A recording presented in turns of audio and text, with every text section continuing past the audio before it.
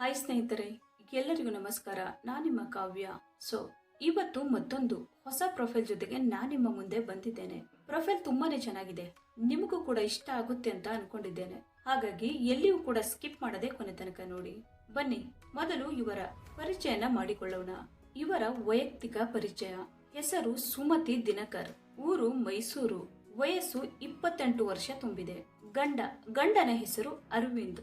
ಸಮಸ್ಯೆ: ಗಂಡನ ಸ್ವಭಾವ ಇಷ್ಟ ಆಗುವುದಿಲ್ಲ. ಆಸ್ತಿ: ಮನೆ, ತೋಟ ಇದೆ. ಮೈ ಬಣ್ಣ ಗೋಧಿ ಬಣ್ಣ. ವಿದ್ಯಾಭ್ಯಾಸ BA ಮಾಡಿದ್ದಾರೆ. ರಾಶಿ ಕುಂಭರಾಶಿ. ಯೌವನದ ದಿನಗಳು: ಸುಂದರವಾಗಿದ್ದೇನೆ, ಆದರೆ ಪ್ರಯೋಜನ ಆಗಿಲ್ಲ. ಕಾಲೇಜಿನಲ್ಲಿ ಎಲ್ಲರ ಮನಸ್ಸು ಗೆದ್ದ ಕನಸಿನ ರಾಣಿ ಆಗಿದ್ದೆ. ಬದುಕು ಕಲಿಸಿದ ಪಾಠನೇ ಬೇರೆಯಾಗಿದೆ. ಬದುಕಲ್ಲಿ ಹೀಗೆಲ್ಲ ನಡೆಯುತ್ತೆ ಅಂತ ಅಂದುಕೊಂಡಿಲ್ಲ. ಪ್ರೀತಿ ಮಾಡಿದ ಹುಡುಗ ಕೂಡ ಕೈಕೊಟ್ಟು ಹೋದ. ಜೀವನದ ಸುಖ ದುಃಖ ಹೇಳಿಕೊಳ್ಳಲು ಸ್ನೇಹಿತ ಕೂಡ ಇಲ್ಲ. ಒಂಟಿ ಜೀವನ ಬೇಜಾರಾಗಿದೆ. ನಾನೇನಾದರೂ ನಿಮಗೆ ಇಷ್ಟ ಆದಲ್ಲಿ ಕಮೆಂಟ್ ಮಾಡಿ ತಿಳಿಸಿ.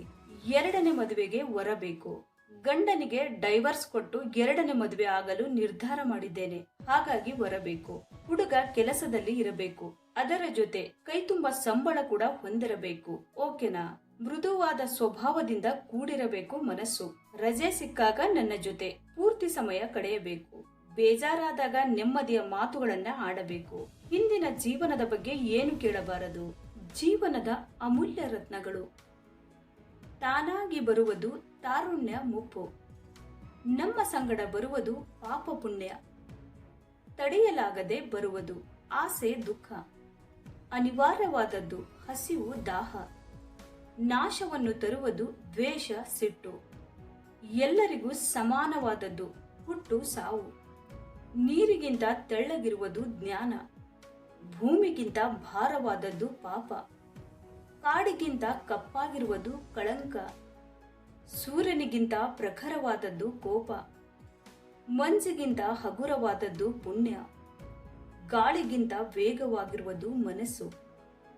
ಪರಮಾತ್ಮ ಹಾಗೂ ತಾಯಿಯನ್ನು ಎಂದೆಂದಿಗೂ ಮರೆಯಬಾರದು. ನೋಡಿದ್ರಲ್ಲ ಸ್ನೇಹಿತರೆ, ಇವರಿಗೆ ಸಂಬಂಧಿಸಿದ ಸಂಪೂರ್ಣ ಮಾಹಿತಿಯನ್ನ ಕೊಟ್ಟಿದ್ದೀವಿ.